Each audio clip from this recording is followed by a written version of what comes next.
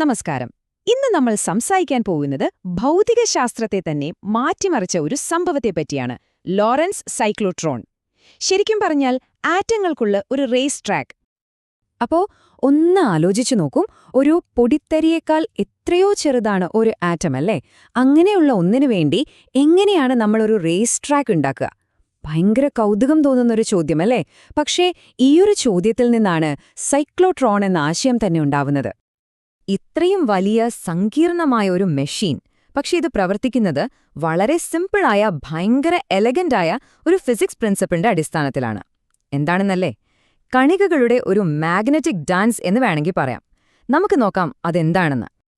ഈ മാഗ്നറ്റിക് ഡാൻസിന്റെ പിന്നിലെ രഹസ്യം സൈക്ലോട്രോൺ മോഷൻ എന്ന് പറയുന്നൊരു സംഭവമാണ്. പേര് കേട്ട് പേടിക്കേണ്ട, സംഭവം വളരെ സിമ്പിളാണ്.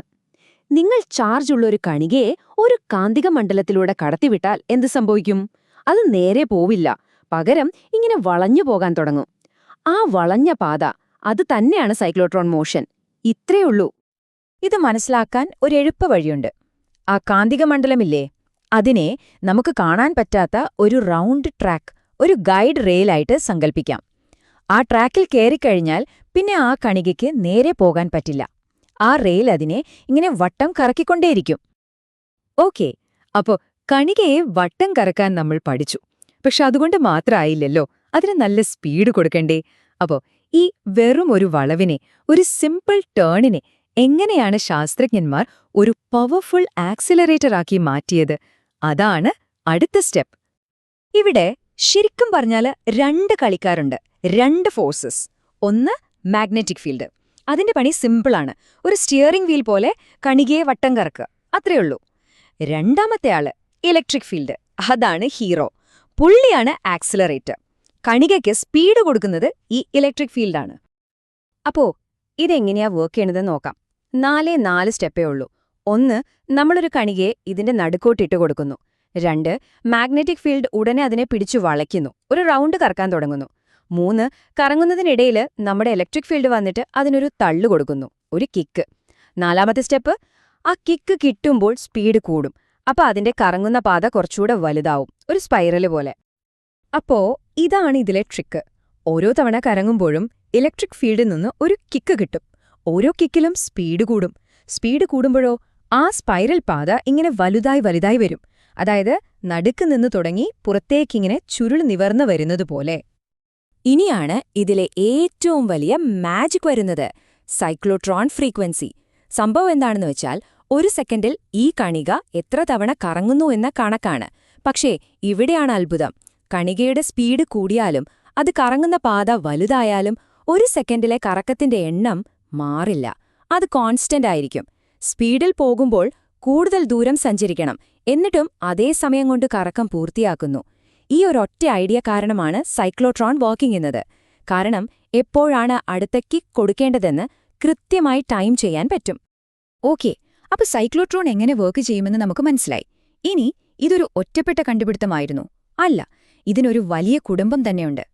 ആ ആക്സിലറേറ്റർ ഫാമിലി ട്രീയില് സൈക്ലോട്രോണിന്റെ സ്ഥാനം എവിടെയാണെന്ന് നോക്കാം.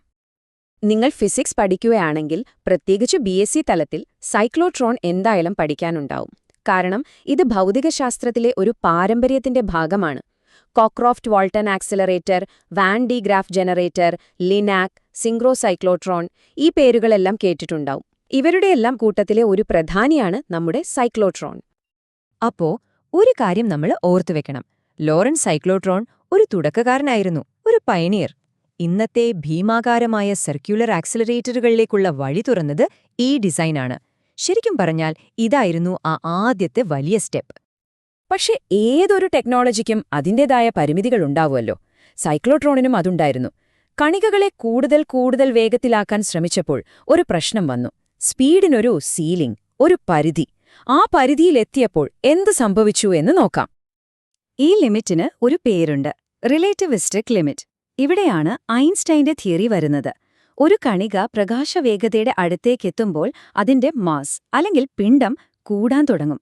നിങ്ങൾ ഓടുമ്പോൾ നിങ്ങളുടെ ഭാരം കൂടി വരുന്നത് പോലെയൊന്ന് ആലോചിച്ചു നോക്കൂ. എന്ത് സംഭവിക്കും?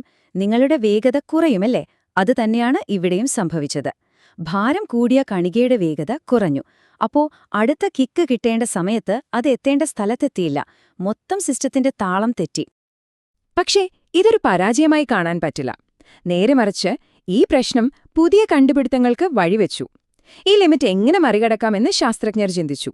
അതിൽ നിന്നാണ് സിൻക്രോ സൈക്ലോട്രോൺ പോലെയുള്ള അടുത്ത തലമുറ മെഷീനുകൾ ഉണ്ടാവുന്നത്. അതാണ് ശാസ്ത്രത്തിന്റെ ഒരു ഭംഗി. ഓരോ പരിമിതിയും പുതിയൊരു സാധ്യതയിലേക്കുള്ള വാതിലാണ്. അതുകൊണ്ട് സൈക്ലോട്രോൺ എന്ന് പറയുന്നത് വെറും ഒരു പഴയ മെഷീനല്ല, അതൊരു ചരിത്രമാണ്. ഇന്ന് നമ്മൾ കാണുന്ന ഭീമാകാരമായ എല്ലാ പാർട്ടിക്കിൾ ആക്സിലറേറ്ററുകളെയും മനസ്സിലാക്കാനുള്ള ആദ്യത്തെ സ്റ്റെപ്പാണ് സൈക്ലോട്രോൺ. സൈക്ലോട്രോൺ നമുക്കുവേണ്ടി ആറ്റത്തിന്റെ വാതിലാണ് തുറന്നു തന്നത്. അതിനുള്ളിലെ രഹസ്യങ്ങൾ കാണിച്ചു തന്നു. അപ്പോൾ ആലോചിച്ചു നോക്കൂ, ഈ ആക്സിലറേഷൻ ടെക്നോളജിയിലെ അടുത്ത വലിയൊരു കുതിച്ചുചാട്ടം. അത് പ്രപഞ്ചത്തിന്റെ ഏതൊക്കെ രഹസ്യങ്ങളായിരിക്കും നമുക്ക് മുന്നിൽ തുറന്നു തരാൻ പോകുന്നത്?